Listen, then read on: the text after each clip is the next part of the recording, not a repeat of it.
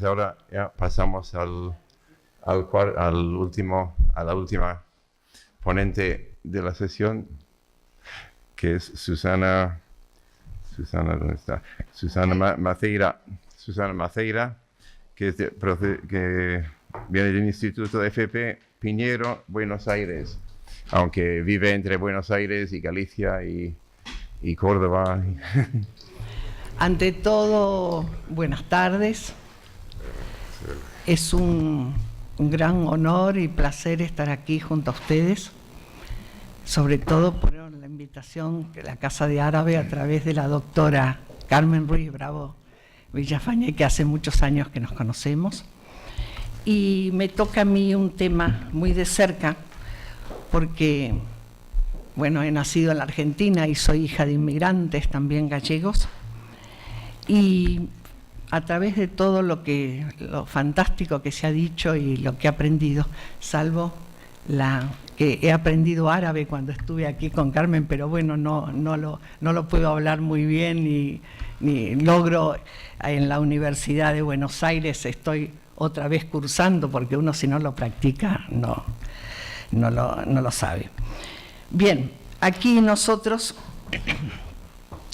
para que vean que los contactos, aunque sean lejanos y que estamos desde España a América, la llegada de los españoles a América significó cambios estructurales, afectando la vida de los americanos, costumbres, cultura y lengua. España implantó la religión católica para consolidar la soberanía y el poder político. En América hubo dos virreinatos, el de Nueva España, actual territorio de México, creado en el año 1535, y el Virreinato del Perú, en 1544, época de los Austrias. Los Borbones procedieron a la subdivisión del territorio americano. El Virreinato de Nueva Granada, en 1718, y el Virreinato del Río de la Plata, en 1776. Ahí está. ¿Se ve bien? ¿Se podía...? ¿Se lee? Sí. Si no, se podía ampliar un poquito. Si quieres te lo amplío. A ver, ampliarlo un poquito. Mientras tú se está... Ampliarlo un poquito para que se lea.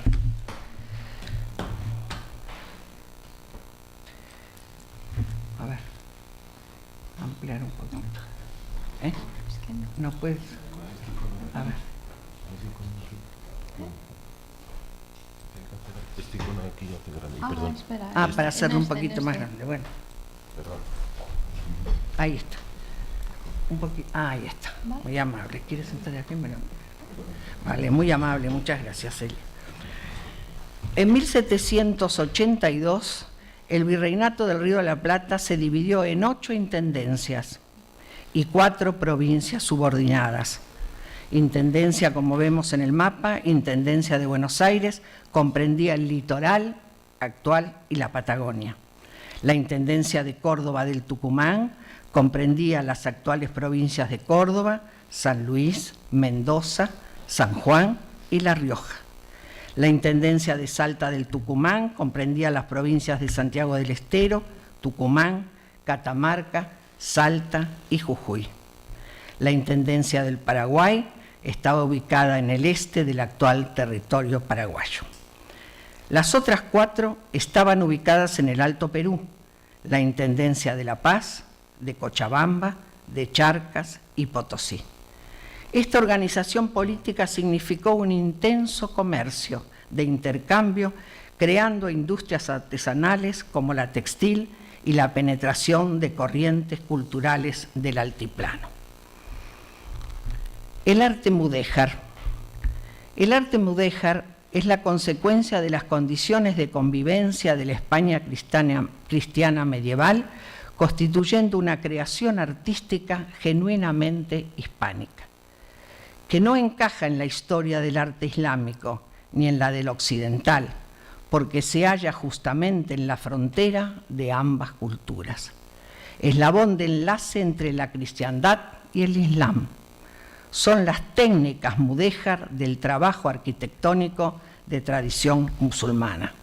Yo siempre he seguido en los estudios del arte mudéjar a Gonzalo Borrás y también Chueca Goitia, que han establecido esas significaciones.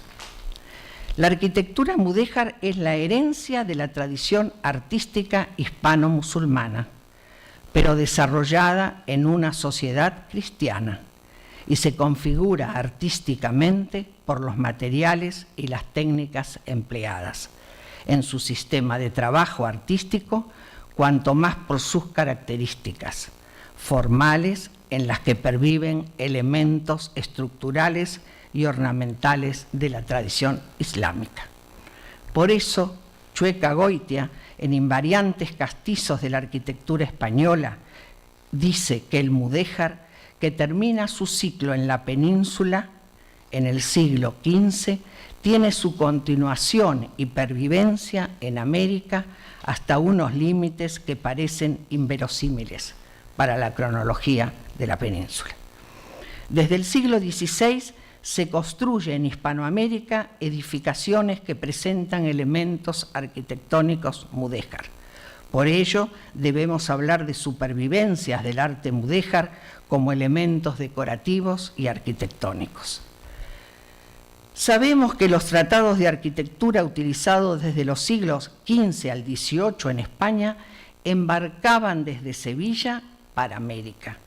Es decir, que las teorías que manejaban los arquitectos españoles, como la carpintería de lo blanco de López de Arenas, también se conocían en América. Asimismo, el carmelita Andrés de San Miguel, religioso de Nueva España, publica sobre la carpintería de lo blanco paralelamente al libro de López de Arenas. El manuscrito lo encontró el investigador Eduardo Báez Mesías y se encuentra en la Universidad de Texas. En el año 1609, Felipe III ordenó la expulsión de los moriscos de España, que se prolongó hasta el año 1614. A partir de esta expulsión, llegan a América a pesar de que la legislación no lo permitía.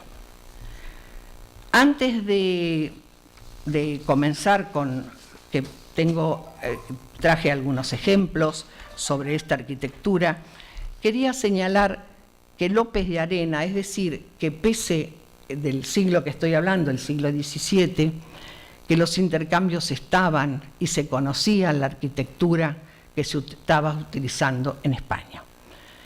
Hay muchos investigadores argentinos que señalan, y yo también concuerdo con ellos, que los moriscos embarcaban a América. Cambiaban su nombre, también su árbol genealógico, y iban hacia América. Hay una profesora que se llama Sagarzúa, que está en la Universidad de Rosario, de la ciudad de la provincia de Santa Fe, que señala que los restos arqueológicos que se han encontrado, había muchos elementos del Islam, como la mano de Fátima, por ejemplo, y otros utensilios de cerámica que se utilizaban. Es decir, que ellos seguían practicando su religión mientras que eran nuevos cristianos. López de Arena había nacido en Sevilla y estudió y fue alarife del gremio de los carpinteros. Realizó un gran compendio de arquitectura en la carpintería de lo blanco y un tratado de alarifes. Este señor López de Arena sabía perfectamente el tema de las construcciones, los elementos a utilizar y sobre todo la madera. La madera fue muy importante tanto en España con los artesonados como en América. Y también el tratado de alarifes, que eran las funciones que debía tener un alarife, la geometría, los índices matemáticos que tenían que utilizar en cada una de las construcciones. En México, Fray Andrés de San Miguel, que había nacido en Medina Sidonia, pero se trasladó a México, asímil de López de Arena, también ejerció y realizó una obra importantísima digamos, a similitud de López de Arena, sobre los elementos utilizados en la arquitectura mudéjar. ¿Cuáles eran estos elementos? El ladrillo, el yeso, la cerámica, la madera, también el tapial, que también se usó en América. La arcilla, bueno, de origen mesopotámico, la piedra de Anatolia, el adobe, el mármol, en la parte de los califatos de Córdoba, los famosos alfarjes y las armaduras de par y nudillo. Hay un elemento importante que debemos destacar en América. Yo me voy a referir solo porque es un amplio tema, el resto de América. Yo me refiero al virreinato del Río de la Plata y sus componentes arquitectónicos. El sistema gremial en América también funcionó. Estaban los gremios de los constructores y también los alarifes. Los religiosos tuvieron una gran importancia porque también algunos eran arquitectos y tenían esos elementos que utilizaban en la arquitectura. Un jesuita muy importante para nuestros conocimientos, investigación, que se llamaba, que desgraciadamente falleció, era Guillermo Furlong. Guillermo Furlong, que fue el padre de una universidad en Buenos Aires, que es muy famosa, la Universidad del Salvador, tiene varios libros que reflejan los artesanos argentinos durante la dominación hispánica. Muchos iban desde aquí, también portugueses, españoles, y también allí se utilizaba, que los jesuitas lo hicieron también, digamos, concentrar una escuela de arte y de oficios. En Buenos Aires lo hubo y en el resto de las provincias que yo aquí señalo. Hay ordenanzas que controlaban los gremios. Dentro también están los maestros de las órdenes religiosas, como pueden ser los jesuitas, los dominicos. Y la formación también de los indígenas a través de escuela de artes y de oficios. La madera era el recurso fundamental para resolver estructuras y para expresar el espíritu creativo de los carpinteros. Los montes, que siempre estaban próximos a la ciudad, proveían de maderas, en este caso de algarrobos, y también quebracho colorado, y también el cedro. Hay un elemento importante, ahora vamos a pasar, a ver, en esto era, ¿no? Vamos a pasar aquí. Ahí está. Podemos, sí, se ve muy bien. Esta es una pequeña capilla o moravito que está en la ciudad de Córdoba, ¿no? Córdoba de Argentina. Utilizaban estos elementos, podía ser el adobe y podía ser el tapial. Muchos arquitectos e historiadores señalan que a partir primero fue el tapial, luego el adobe y luego después ya las construcciones en piedra.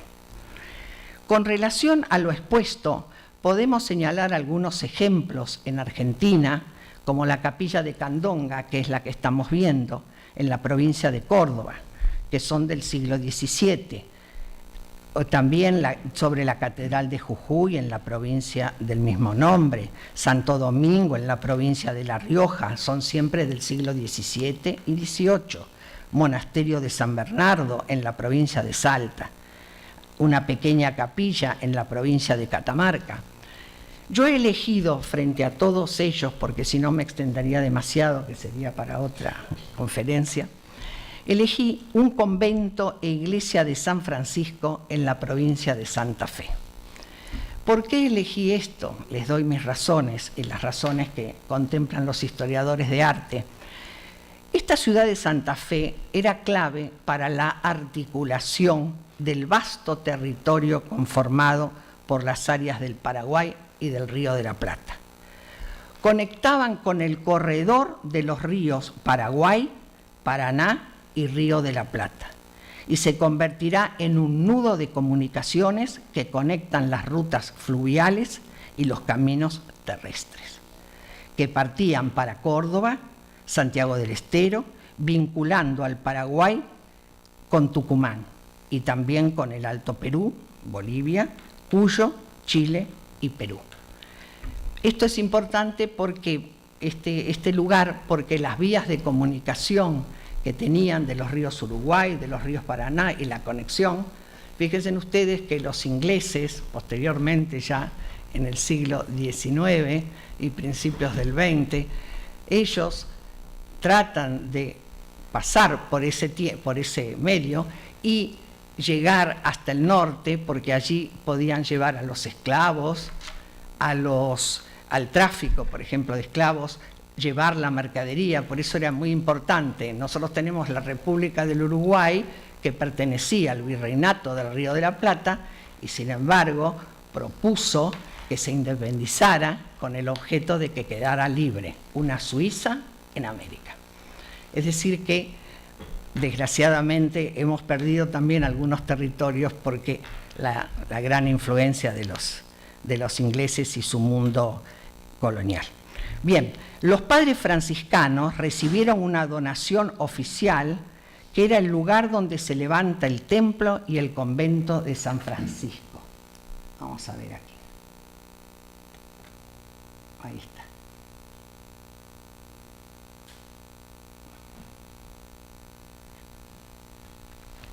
Normalmente ahora desgraciadamente ya es monumento histórico desde la década del 40, porque claro, sufrió varias transformaciones, algunos, digamos, en la zona del convento ya no está, pero sí se trató de llegar arquitectónicamente con especialistas y arquitectos de la Universidad, la Facultad de Arquitectura de Buenos Aires, para que pudiera tener esos elementos que eran de ese tiempo. O sea, que la iglesia se construyó, ahora vamos viendo, aquí, este es el plano. ¿Podés ampliar un poquitito a ver, si me lo amplias un poquito el plano, para que puedan observarlo? Así. Muy bien, gracias. Gracias, Elia. Aquí tenemos entonces que está la iglesia llamada de San Francisco, de cruz latina, y en los alrededores el gran patio que establecía el convento. Ello tuvo un grave problema arquitectónico, que realmente a partir de la década del 40 se tuvo que dejar de lado lo del convento y quedar solo lo de la iglesia. La iglesia se concluyó hacia 1688. Consta de una nave, vamos a seguir, vamos a ver, aquí, vamos a ver, aquí. A ver, ¿cómo la ampliabas? A ver, espera que yo me paso, así me ayudas un poquito para la ampliación, claro, la ampliación un poquito de esta iglesia. Ahí está, para que se pueda ver, sí, un poquito ahí está. Bueno, esta es la iglesia que se concluyó hacia 1688, consta de una nave con crucero, pasa la otra. A ver si podés ampliarlo un poquito, ahí, a ver, ahí está. No, tanto no, un poquito menos para que se pueda ver, bueno, después en la otra está el artesonado, ahí. Bueno, los anchos muros de 1,80 m de espesor, que hay un grabado que después lo vamos a ver del padre jesuita Pau, que muestra a los indios armando el encofrado de madera para apisionar la tierra en su interior. En un primer momento yo le dije que se trabajaba el tapial, que era frecuente, que era la tierra, luego se apisionaba y luego se empezaba a construir con trozos de madera, que allí, por eso les decía que había una escuela de artes y oficios donde los propios aborígenes colaboraban en su trabajo. La longitud de las naves de las iglesias, como estas, son más profundas que las de la propia península ibérica. ¿Y por qué? Este espacio profundo proviene de la cubrición leñosa, que es la longitud de las vigas de madera, obligan a las naves de escasa anchura a desarrollarse en longitud porque derivan del largo de las maderas. A ver si podemos ver la cúpula. Sí, esta que está allí arriba, a ver. No, pero en la próxima que la tengo. Sí. A ver, la cúpula, si la puedes ampliar un poquito. La cúpula está en el encuentro de la nave y el transepto del interior de la nave hacia el coro. Es de cedro labrado y sin clavos. El coro en alto a los pies sobre 2 ménsulas laterales en saledizo. La próxima. Ahí, si se puede ampliar. Es decir que... Así, sí, está bien. Es decir que esta cúpula tenían que saber hacerlo, porque no tiene ningún clavo y está hecha en cedro labrado. El coro, la próxima, en alto, a los pies sobre 2 ménsulas laterales. Ese es el coro. Generalmente yo elegí esta iglesia porque tiene mucho contacto con el resto que hay en el Virreinato del Río de la Plata, es decir, se van construyendo con ciertas similitudes. Y allí Guillermo Furlon lo señala muy claramente que no solo venían de España y también de Portugal, había un registro de carpinteros y estos elementos que yo le hablé, tanto del fray Luis Andrés de San Miguel como López de Arena, eran conocidos en América. La utilización de las maderas, ¿por qué se utilizaban muy bien las maderas? Porque había montes próximos a la ciudad que provenían de algarrobo y los troncos más largos de quebracho y cedro se traían en jangadas del Paraguay. Por eso dice Chueca Goitia que me olvidaba de decir que el artesonado que tenemos, a ver si podemos ver al anterior, sí, el artesonado, la anterior que se ve, el artesonado. Ahí está, esa, déjala ahí. El artesonado es de par y nudillos, porque se compone de 2 series de vigas de madera inclinadas y contrapuestas, que entestan en ángulo unos con otros. Un vértice que recubre con el nombre de pares y nudillo o puente que une a ellos. Por eso dice Chueca Goitia que en el templo se destaca el espacio. Los españoles, al llegar a América, debieron sentir la embriaguez del espacio y la de planear con anchura y amplitud. Esto fue lo mejor del urbanismo urbano. Muchas gracias.